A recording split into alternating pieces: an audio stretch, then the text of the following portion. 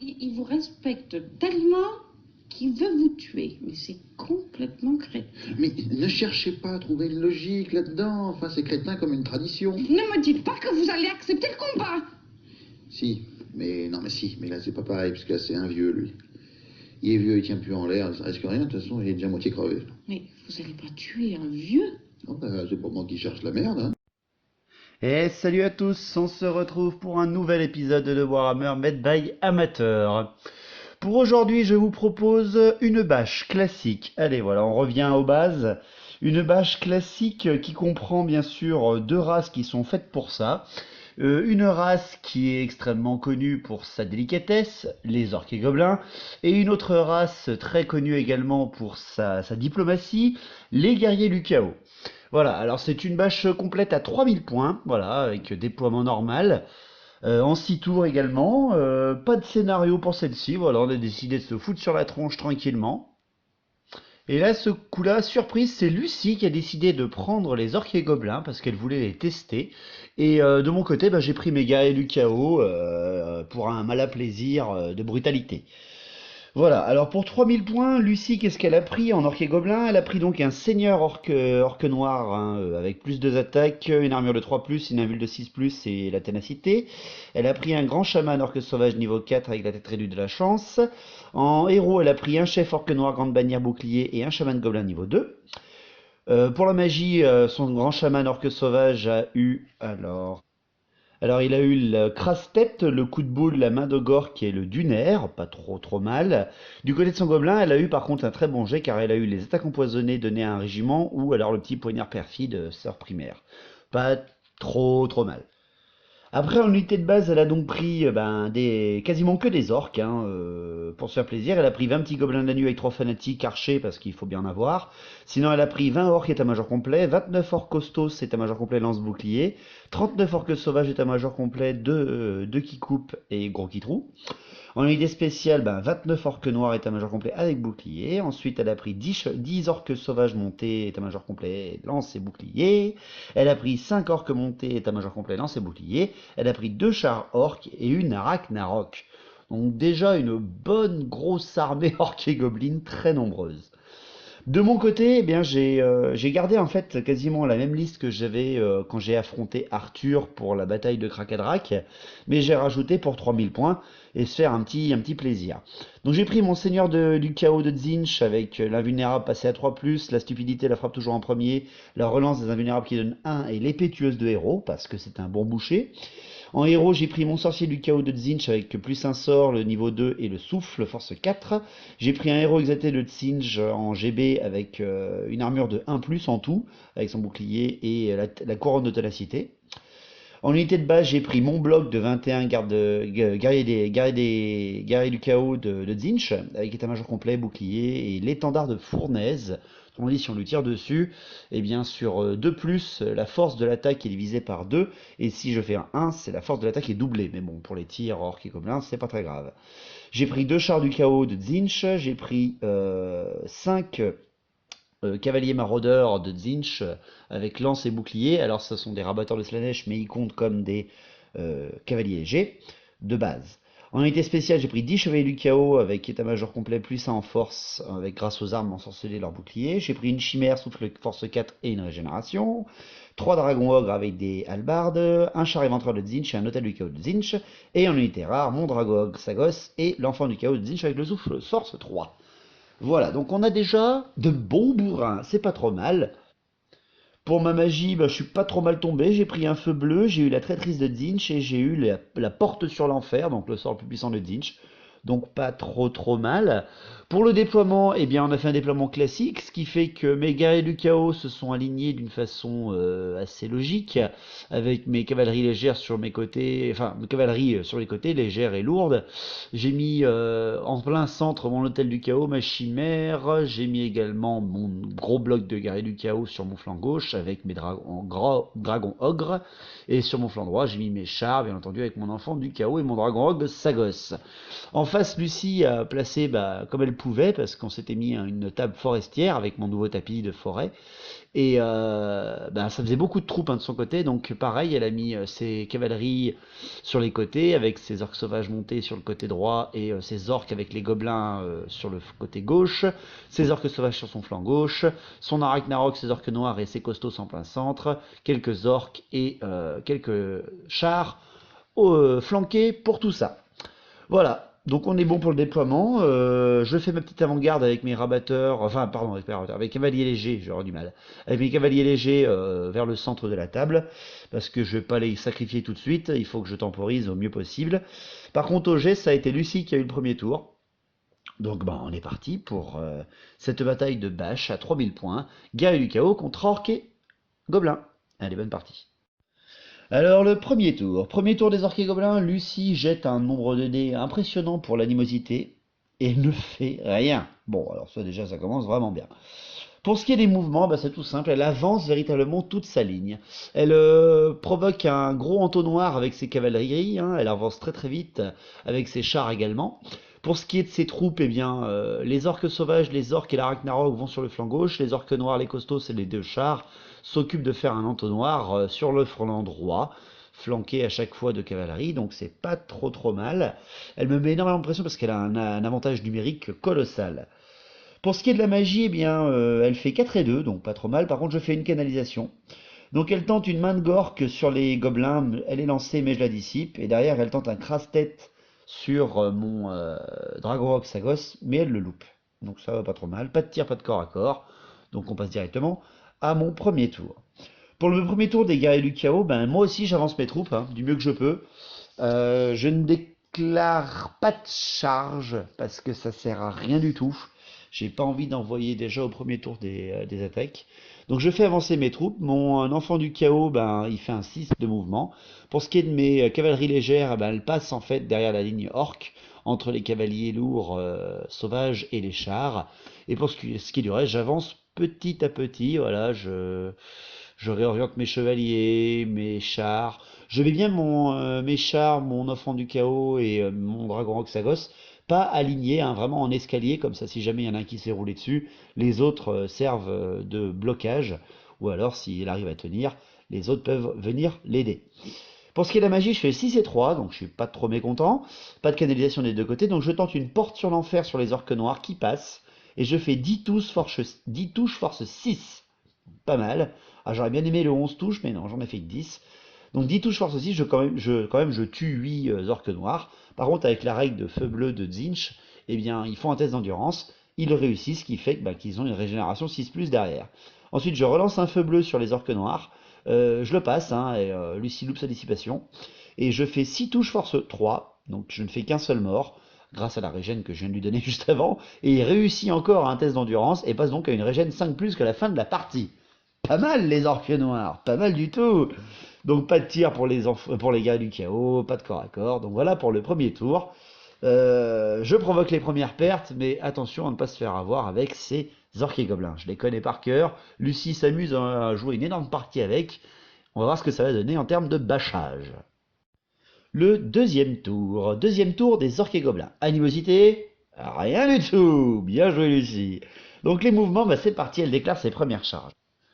Les premières charges de Lucie, c'est les orques sauvages montés qui chargent les dragons ogres, accompagnés d'un char en plus, parce que voilà, ils sont importés, je les ai peut-être un petit peu trop avancés. Bon, ils sont à 15 pas chacun, mais les deux réussissent, donc ça va être très compliqué. L'Arachnarok également charge le char éventreur, et là je charge les fesses parce que c'est ces attaques empoisonnées qui vont vraiment faire la différence. Et moi derrière, c'est l'armure aussi qui va m'aider. Après, ces orques montés, ces 5 orques montés, charge mon enfant du chaos et réussit également. Donc super belle phase de charge de Lucie. Après, elle fait avancer ses troupes, elle fait reformer un de ses chars orques qui voit en fait mes cavaliers légers. Sinon après, elle avance ses orques noirs et ses costos et elle vient apporter un soutien avec ses gobelins, ses orques et ses orques sauvages sur les corps à corps qu'elle vient de déclencher. Pour ce qui est de la magie, elle fait 6 et 1, donc elle tente un coup de boule sur le dragon ogre Sagos, elle le réussit, elle le blesse et fait un seul PV, j'ai du pot. Et après elle tente un crasse-tête là aussi sur le Sagos, il passe, mais elle fait pas de blessure. Donc c'est assez timide encore comme magie. Pour ce qui est des tirs, elle ne peut pas en faire encore parce que les gobelins archers ne sont pas à portée. Donc elle passe directement au corps à corps. Donc les dragons ogres qui affrontent les orques sauvages montés et le char orc. Alors c'est violent hein, parce qu'on frappe tous en même temps, sauf que les sangliers frappent avant mes dragons ogres. Ça m'embête un peu. De toute façon, les touches d'impact m'enlèvent déjà 2 PV. Et ensuite, il y a... en riposte, on va dire que je tue 4 orques sauvages montés, parce que j'ai quand même une force de 6.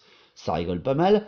Par contre, après, avec toutes les attaques qu'elle me fait, elle m'arrache 2 dragons ogres et 2 PV sur le dernier. Elle m'arrache 10 PV. Super belle phase de corps à corps de Lucie, elle entame très fort, ce qui fait que mon dernier dragon ogre Sagos à 2 PV, il s'enfuit, hein, pauvre bête, il s'enfuit, il fait un 11, et derrière, les orques sauvages montés font un... Non, il fait un 8 et les orques sauvages montés font un 11. Leur char fait un 11 et eux font 9, j'ai du mal. Donc ouais, ils sont rattrapés, il est rattrapé et se fait massacrer par le char et les orques sauvages. La Ragnarok contre le char éventreur. La Ragnarok avec ses 8 attaques empoisonnées, dont une qui fait pas mal de dégâts, ça fait très mal, elle m'enlève quand même un seul PV seulement. J'ai du pot, les gobelins loupent toutes leurs attaques, et la Ragnarok n'en passe que 3, mais qui sont vachement bien sauvegardés grâce à la grosse sauvegarde d'armure de ce char, et à la vulnérable de Tzeentch. Donc je n'ai qu'un seul PV sur le char qui saute, et derrière mes guerriers du chaos, mes origes là, du char, arrachent 2 PV avec leur force de 5, parce qu'ils ont des halbardes. 2 PV sur la rack qui saute, 1 PV sur le char qui part, ça fait donc 2 points de victoire de chaque côté, c'est une égalité, ça ne bouge pas. Et pour ce qui est des orques montés sur l'enfant du chaos, les orques passent seulement une attaque qui ne blesse pas. J'ai pas compris comment ils ont fait là. Ils ont une bonne force pourtant en charge les orques avec des lances, mais rien du tout. Donc ils ne font rien sur mon enfant du chaos. Et derrière, mon enfant du chaos ne fait rien en retour. C'est donc l'enfant du chaos qui doit tester, mais il est indémoralisable, donc on s'en fout, il reste là. Et c'est parfait. Donc mon enfant du chaos tient vachement bien, et je suis content. Donc pour un tour 2 qui a été assez violent du départ, avec la perte de mes dragons ogres et l'écrasement de mon flanc gauche, mon flanc droit tient bien et mon centre tient bien. Donc je suis assez content. Le tour 2 des guerriers du chaos. En mouvement, je déclare mes charges. Mon char du chaos charge la Ragnarok. Hein, il vient soutenir le char éventreur. Mon Dragorok Sagos, c'est mon deuxième char du chaos, charge le corps à corps de l'enfant du chaos contre les orques montés pour bien leur rouler dessus. Je fais sinon avancer un petit peu mes troupes, mais légèrement mes guerriers du chaos et mon hôtel du chaos. Mes chevaliers, plus embêtés par ces orques montés, les contournent hein, et regardent le centre de la table. Et de plus, ma chimère s'envole un petit peu pour aller voir de flanc là, les orques sauvages montés et leur faire un petit, un petit tout sautage dessus. Pour ce qui est de la magie, je suis content, je fais un beau 6 et 4. Donc je tente les portes sur l'enfer sur les orques noirs, je le passe, mais je suis dissipé grâce aux 6 dés de Lucie. Et derrière, je tente un feu bleu sur les orques noirs. J'en fais seulement 2 touches force 5, et je fais 2 morts.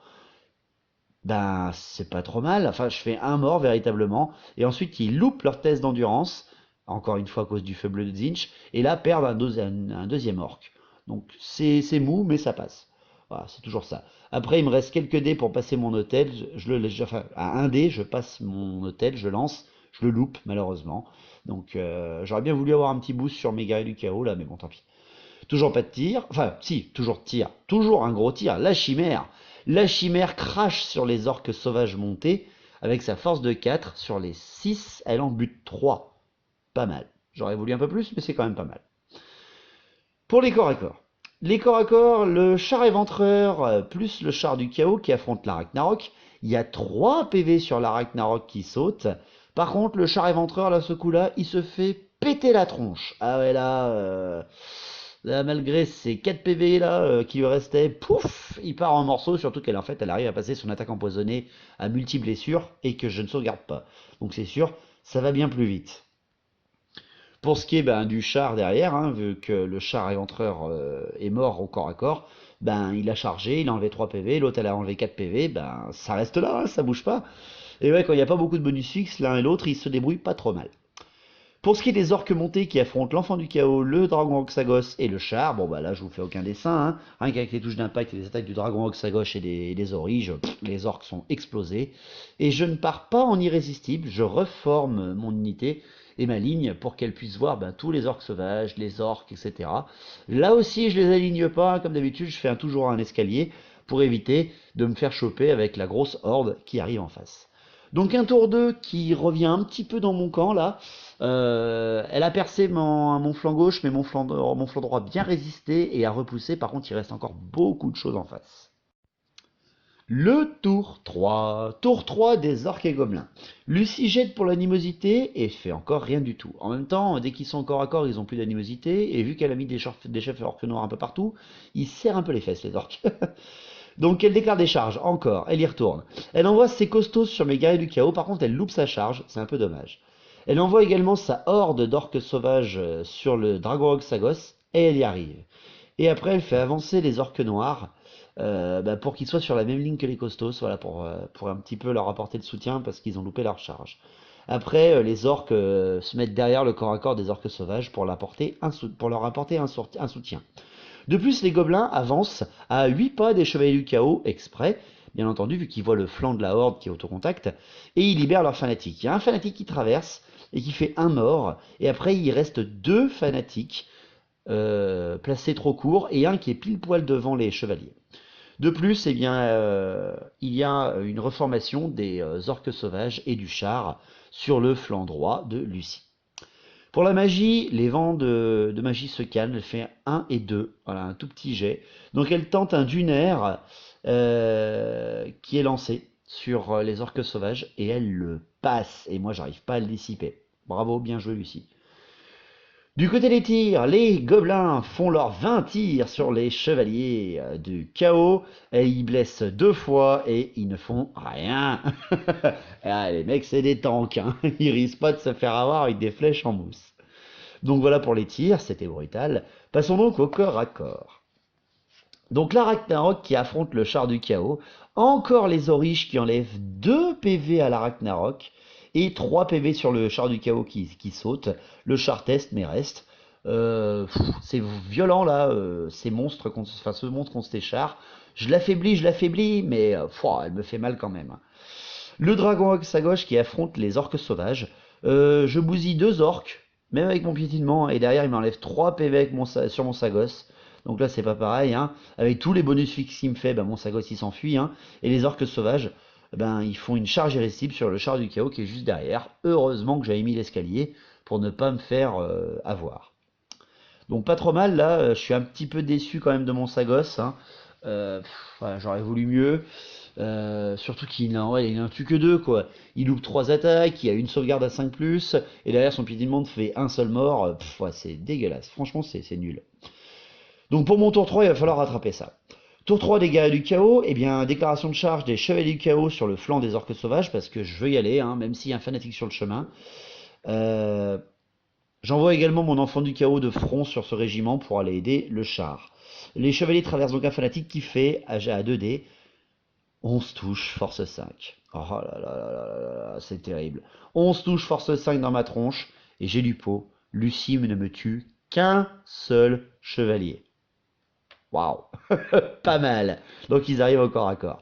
Après, la chimère lance sa charge sur les orques sauvages, bien entendu, qui sont de front face à elle. Mes guerriers du chaos, ça y est, je lâche les chiens, se filent sur les orques noirs. Voilà, ils filent dessus.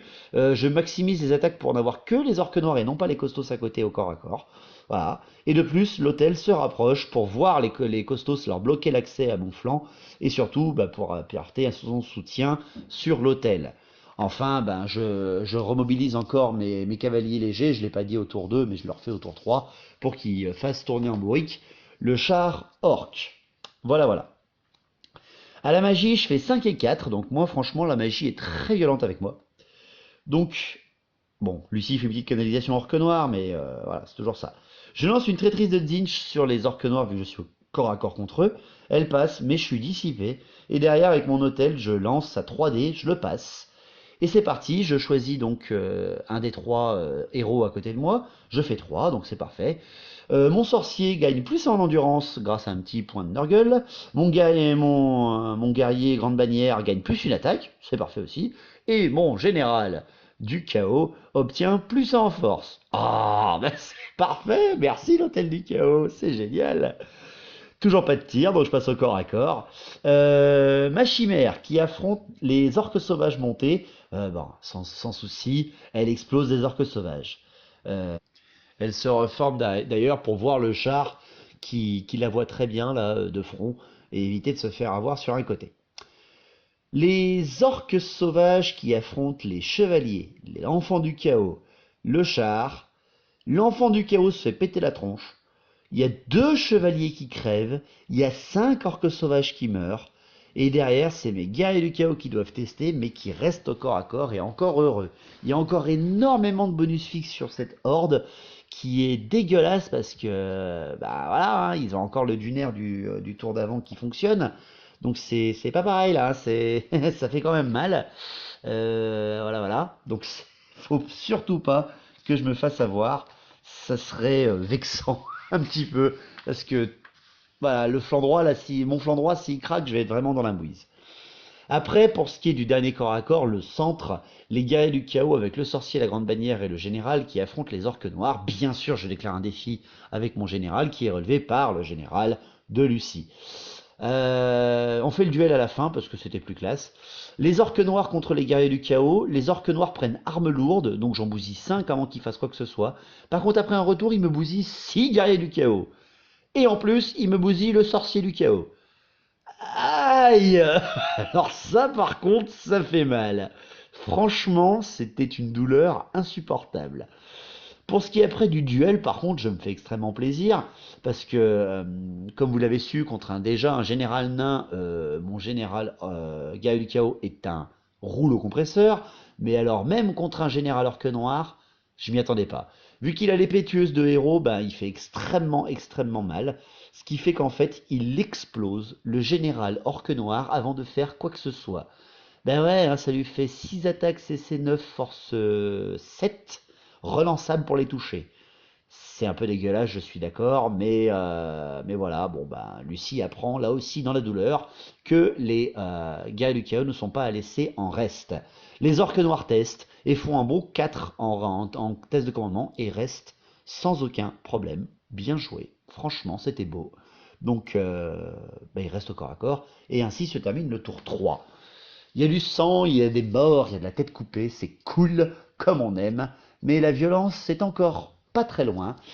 J'ai un petit peu mal replacé mes cavaliers légers là parce qu'ils vont se faire avoir par le char de front, mais bon voilà, faut arrêter de tourner autour du pot, j'aime pas être trop fluff. Tourner autour comme ça fait un peu trop elfe, ça faisait pas assez guerrier du chaos. Donc j'attends au corps à corps pour mourir dans l'honneur. Allez, le tour 4. Tour 4 des orques et gobelins. Bah, vu qu'il n'y a que les orques et les gobelins à tester avec les costos, elle fait 3G, elle fait aucune animosité. Franchement, quand les orques n'ont pas d'animosité, ils sont dégueulasses. Pour les mouvements et les charges, bah, c'est parti. Hein, Pour les charges, eh ben, c'est parti. La Ragnarok charge le dragon Oxagos qui s'est rallié juste avant. Aïe. Et de plus, le char charge la chimère. Aïe. On rajoute à cela... euh, le char qui charge mes cavaliers légers. Est-ce que je les fais s'enfuir? Est-ce que je les fais pas s'enfuir? Et puis non, je les laisse là pour qu'ils meurent dans l'honneur.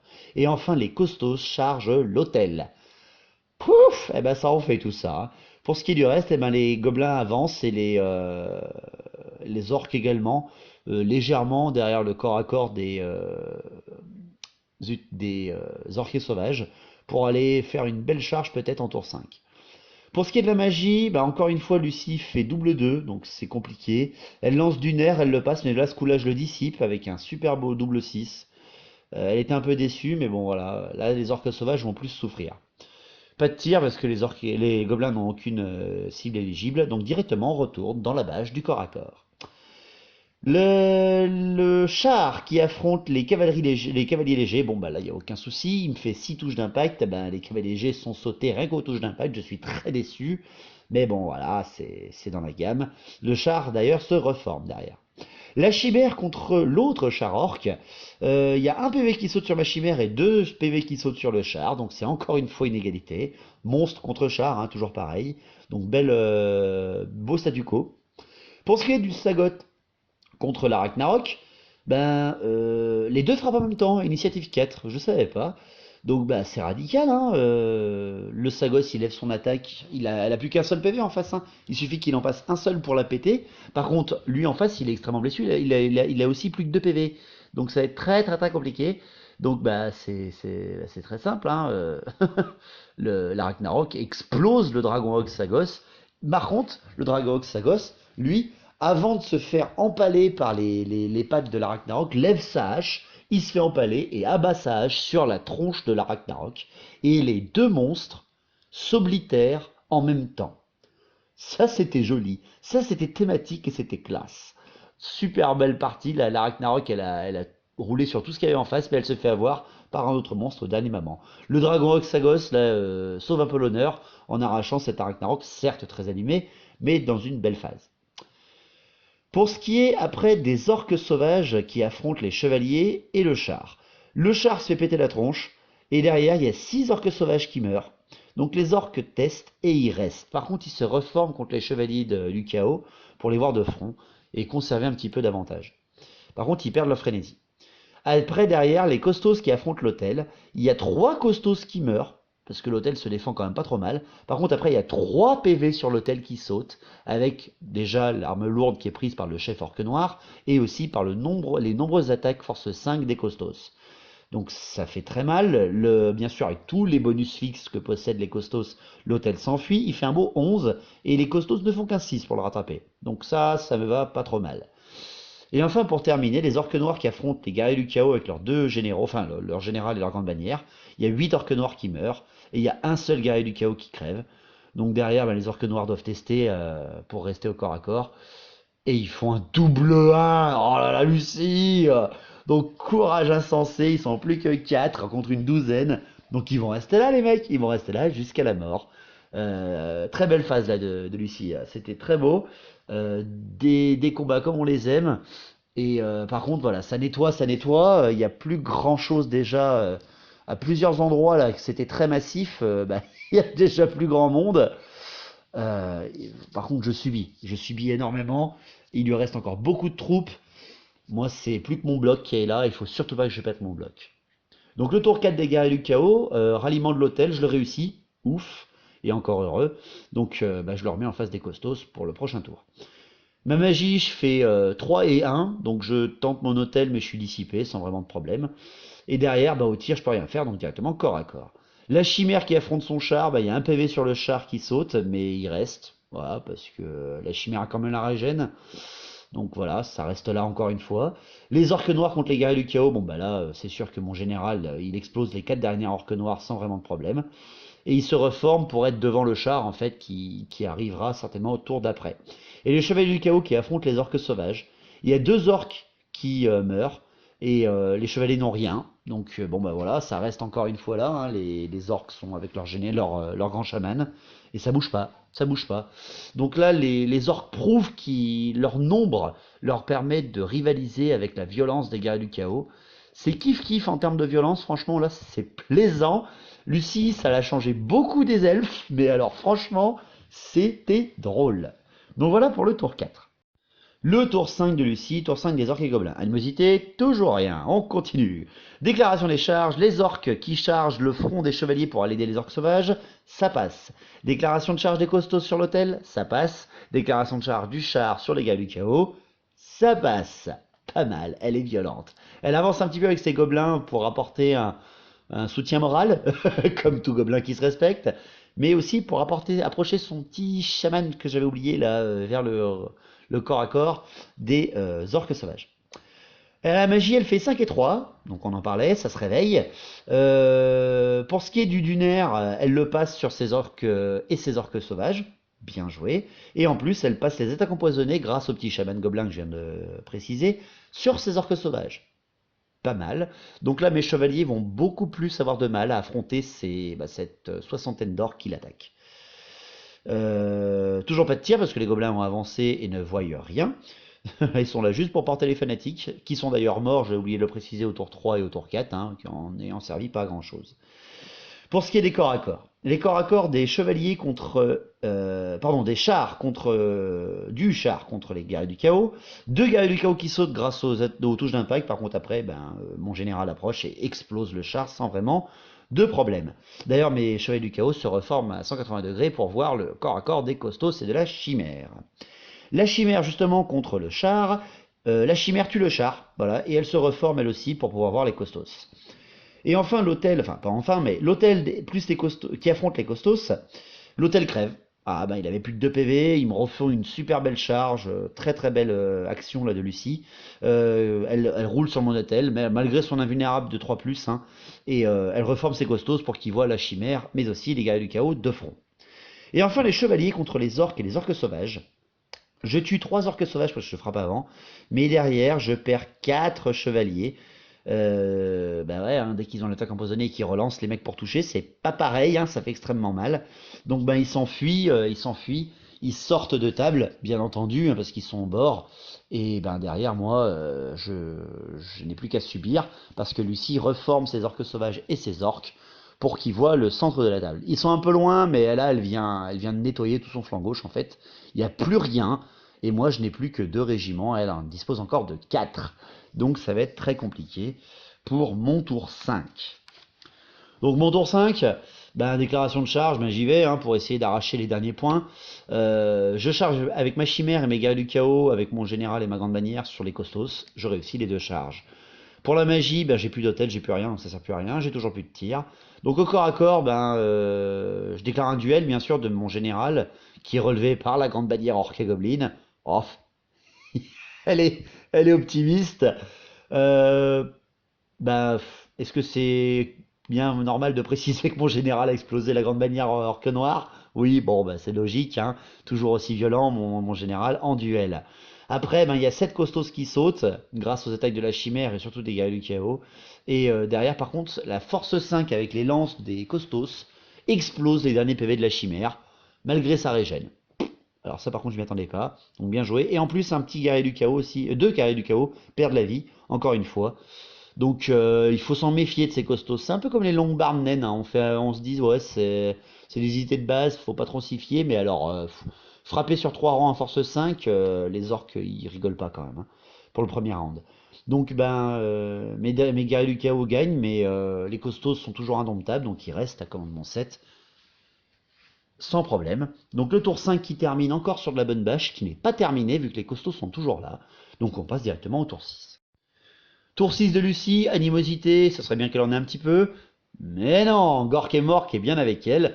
Toujours pareil, quand quelqu'un essaye une nouvelle armée, il a de la chance. Donc elle fait avancer tous ces orques et gobelins là au maximum qu'ils puissent pour apporter un soutien moral aux costos qui ne sont plus très loin.